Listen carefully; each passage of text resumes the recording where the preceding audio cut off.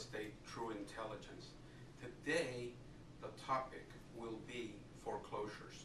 Foreclosures were up in the third quarter by 19% nationally.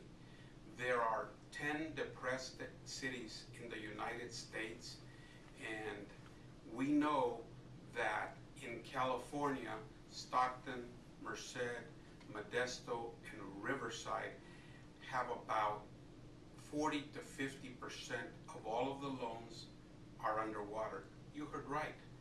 40 to 50% of all of the loans in those areas are underwater. What does that mean? It simply means that they owe more to the bank or to the lender than what the property is worth. Some financial analysts are saying that there are as many as 7 million shadow homes. What is a shadow home? Some of you have not heard that phrase before. Well, shadow homes or shadow inventory simply means that the banks and the lenders are holding back property from the marketplace. There is speculation that as many as 7 to 10 million homes are shadow inventory. They are foreclosed properties that need to come out into the market so that we can balance this real estate out. One of the things that we do know is that the number of foreclosures keeps spiking up month after month due to unemployment, due to layoffs, due to illness, due to divorce, due to death. And again, we are looking at some very, very bad numbers for the last quarter. We have just a few months left in the year, and then we're coming into 2011. It seems that the housing market is getting worse and worse every single quarter. One thing that we do know is that real estate is the locomotive for our economy that accounts for 30% of our income, for 30% of the national economy. Well, today, in this depressed times, it's not 30%.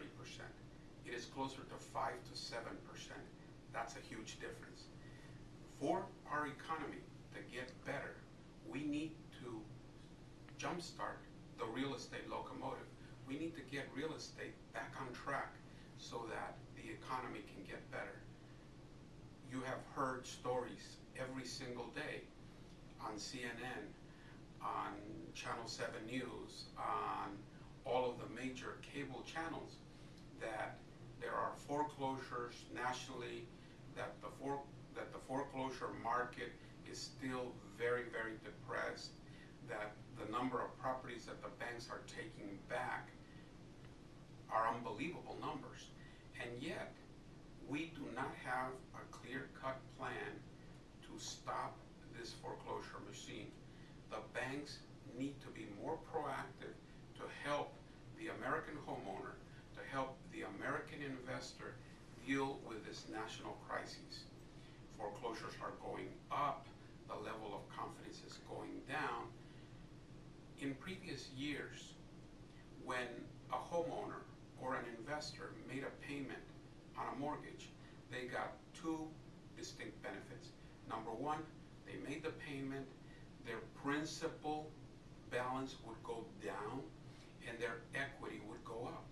In today's times, when the American homeowner or investor makes a payment, the principal remains the same and the equity in the property keeps going down. Clearly, we do have one positive factor nationally in real estate today. That is that in some areas, the prices of homes are going back to 1980 and 1990 levels. Let me repeat that. The prices of homes in some areas are going back to 1980, 1990 levels, not adjusted for inflation. And we have the lowest interest rates in the last 50 years. What does that mean? We have the lowest interest rates in the last 50 years. We have properties that are going down. This is the perfect time for the American consumer to purchase a property and for the American investor to buy properties. Well, that's it for this edition of Real Estate True Intel. See you next time.